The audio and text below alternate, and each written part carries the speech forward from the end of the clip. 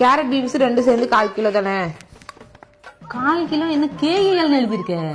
ஆமா, KAL 1/4 kg. 1/4 கிலோக்கு என்ன வரும்? 1/4 கிலோ.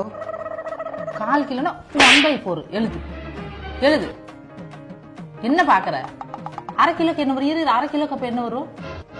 1/2 கிலோ அப்படி போடுவியா? 1/2 கிலோக்கு என்ன வரும்? 1/8. 1/8 வரும். 1/2 எழுது.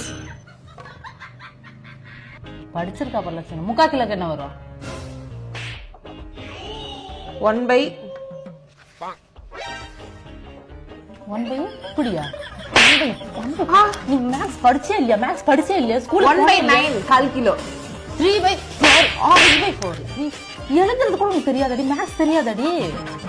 கூட்டல் கழித்தல தெரியுமா தெரியாதா? தெரியும். 2 2 4. எங்க 2 படி சொல்லு.